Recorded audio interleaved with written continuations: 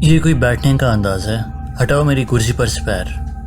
لیکن عمران بھلا ایسی کچی عرض کہاں سنتا ہے، اس کے کان پر جون تک نہ رینگی۔ وہ اسی طرح پیر پھیلائے چوئنگم چباتا رہا۔ اب تو جولیا کا پارا ایک دم 110 ڈگری پر پہنچ گیا اور وہ کچھ نہ کر سکی۔ اس نے میز پر سے ایشٹرے اٹھایا اور عمران کے سر پر دے مارا، مگر مقابل بھی عمران تھا، اس صدی کا چالاک ترین انسان۔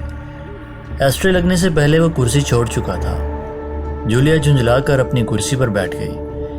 عمران پھر اپنی کرسی پر ایسے بیٹھ گیا جیسے کچھ بھی نہ ہوا ہو۔ تمام حال کی نظریں ان کی طرف تھیں۔ ان میں سے چاند ایک کی نظروں میں ملامت کے آثار تھے اور باقی مسکرا رہے تھے۔ صفدر عمران کی طرف دیکھ کر بولا، عمران صاحب، آج کی دعوت آخر کس مقصد کے لیے ہے؟ آج میں اور جولیا اپنے عشق کی پہلی سالگرہ منا رہے ہیں، اس سلسلے میں یہ دعوت دی ہے، ورنہ مجھے کسی حکیم نے بتایا تھا کہ میں اتنے پیسے خرچ کروں۔ صفدر اور چوہان ہنسنے لگے اور جولیا بنا کر رہ گئی، مگر کچھ نہ بولی۔ اس کے بعد باتوں کا سلسلہ چل نکلا۔ عمران نے کافی منگائی تھی۔ آہستہ آہستہ جولیا بھی باتوں میں دلچسپی لینے لگی اور اس کا غصہ اتر گیا، مگر عمران باتوں کے ساتھ ساتھ حال پر بھی نظر دوڑا لیتا۔ اچانک وہ بری طرح چونکا اور کچھ سنبھل کر بیٹھ گیا، لیکن صرف یہ چند سیکنڈ کے لیے ہوا۔ اس کے بعد وہ اسی طرح لاپرواہ ہو کر بیٹھ گیا، لیکن صفدر خاص طور پر تشویش میں پڑ گیا، کیونکہ عمران کا اس طرح چونکنا اس کے لیے کسی خاص بات کی طرف اشارہ کرتا تھا۔ اس کی نظریں فوراً داخلی دروازے کی طرف اٹھیں۔ وہاں سے غیر ملکی نوجوان انتہائی اعلیٰ گرم سوٹ میں ملبوس آہستہ آہستہ ایک میز کی طرف بڑھ رہا تھا۔ صفدر نے سمجھ لیا کہ عمران اسے ہی دیکھ کر چونکا ہوگا۔ اس نے عمران سے پوچھا، یہ کون ہے؟ میری ہونے والی بیوی کے داماد کا سسر۔ کیا بات ہوئی؟ چوہان نے حیرت سے منہ پھاڑ کر پوچھا۔ کمال ہے، اتنی بڑی بات ہو گئی اور تم کہتے ہو کوئی بات ہی نہیں۔ عمران منہ بنا کر بولا، آخر ہوا کیا؟ جولیا نے پھاڑ کھانے والے انداز میں پوچھا۔ عمران نے ان کی طرف منہ کر کے آہستہ سے کہا، یہ نوجوان جرمنی کے سیکرٹ سروس سے تعلق رکھتا ہے اور اس کا نام میلڈن ہے۔ جرمنی؟ مگر یہ یہاں کہاں؟ صفدر اپنی حیرت نہ چھپا سکا۔ یہی تو میں سوچ رہا ہوں، مگر تم اسے کس طرح جانتے ہو؟ میں کس کو نہیں جانتا، کہو تو اس کی 7 پشتوں کا حال بیان کر دوں۔ خیر ہوگا، ہمیں کیا؟ چوہان بولا، لیکن اس کے چہرے پر بھی تشویش کے آثار نمایاں تھے۔ صفدر، کیا تمہارے پاس ریوالور ہے؟ عمران اچانک صفدر سے مخاطب ہوا۔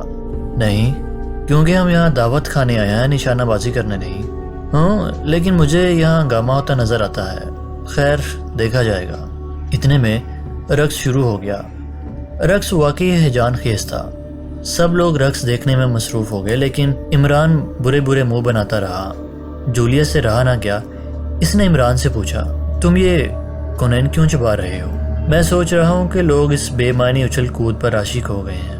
اس سے زیادہ اچھی اچھل کود تو کلو کی اماں کلو کے ابا سے لڑائی کے وقت کر لیتی ہوگی۔ رقص اپنے پورے عروج پر تھا اور میری کا جسم آہستہ آہستہ لباس سے بے نیاز ہوتا جا رہا تھا۔ لوگوں کے منہ سے سسکاریاں سی نکل رہی تھیں۔ اچانک عمران تیر کی طرح سیڑھیوں کی طرف بڑھتا چلا گیا۔ اس کو گئے ہوئے تھوڑی دیر ہوئی تھی کہ ایک زوردار چیخ بلند ہوئی۔ رقص رک گیا۔ تمام لوگ اپنی اپنی جگہوں سے اٹھ کھڑے ہوئے۔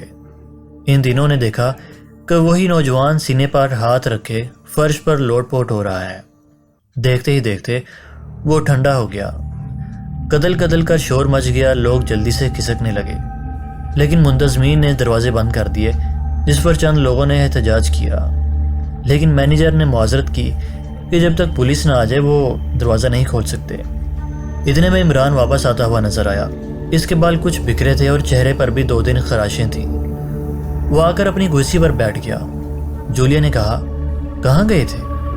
اپنی بیوی کے داماد کے سسر کے قاتل کو پکڑنے۔ مگر تم نے اسے دیکھ کیسے لیا؟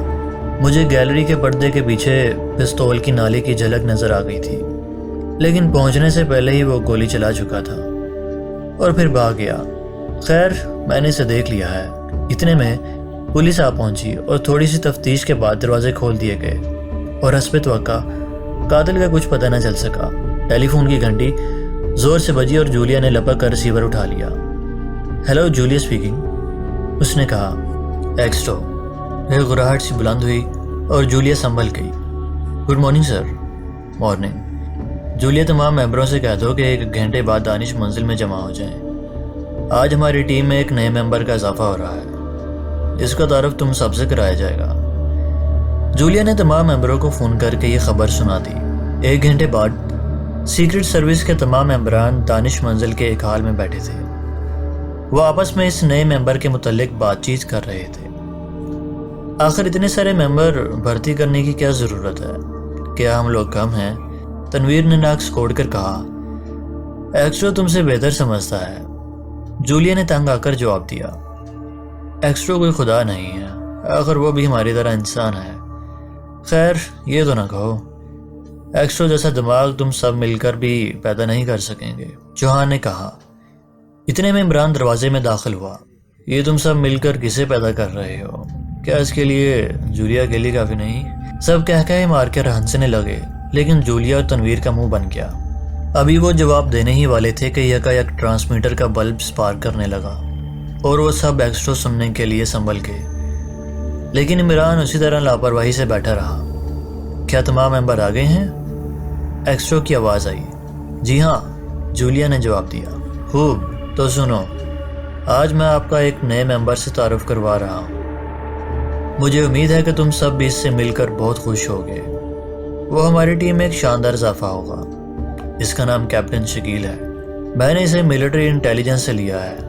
اس کا سابقہ ریکارڈ انتہائی شاندار ہے۔ باقی رہی پرسنالٹی والی بات تو وہ آپ سب خود دیکھ لو گے۔ ایکسٹرو کی آواز آنا بند ہو گئی تھی۔ اتنے میں دروازہ کھلا اور ایک دراز قد سیدھے بالوں والا نوجوان جس نے انتہائی خوبصورت چاکلیٹی رنگ کا سوٹ پہنا ہوا تھا، اس کا قد تقریباً 6 فٹ 4 انچ کے قریب تھا۔ اس کے ساتھ ساتھ اس کا جسم بھرا ہوا اور فولاد کی طرح سخت معلوم ہوتا تھا۔ چہرہ بالکل سپاٹ تھا، صرف کشادہ پیشانی پر 2 لکیریں ابھری ہوئی تھیں جو اس کی وجاہت میں اور بھی اضافہ کر رہی تھیں۔ سب اس کی وجاہت اور خوبصورت شخصیت سے متاثر نظر آنے لگے۔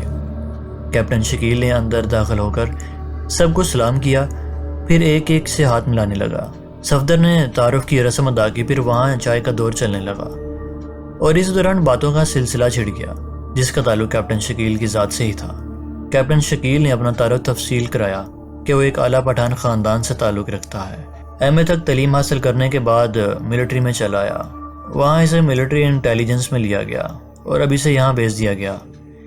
اس کی باتیں کرنے کا انداز بھی انتہائی دلکش تھا، لیکن یہ عجیب بات ہے کہ باتیں کرنے کے دوران اس کا چہرہ انتہائی سپاٹ رہتا تھا، جیسے وہ میک اپ میں ہو۔ اس سے اس کو جولیا اور صفدر نے محسوس کیا، لیکن وہ چپ رہے۔ ایکسٹرو کی آواز ٹرانسمیٹر میں دوبارہ ابھری۔ کیپٹن شکیل؟ یس سر، کیپٹن شکیل فوراً بولا۔ باقی سب لوگ کہہ مار کر ہنس پڑے۔ صفدر بولا، آپ حیران نہ ہو کیپٹن صاحب، یہ ہیں ہی ایسے، ابھی تو آگے آگے آپ پر ان کے جوہر کھلیں گے۔ میں کوئی مس جوہر کلکتے والی ہوں جو میرے جوہر کھلیں گے؟ صفدر، تم نے میری توہین کر دی ہے، اب میں یہاں سے ہرگز نہیں جاؤں گا، عمران برا ماننے والے انداز میں بولا، اور ایک بار پھر سب ہنس پڑے، جن میں کیپٹن شکیل بھی شامل تھا۔ پھر یہ دلچسپ مجلس برخاست ہو گئی۔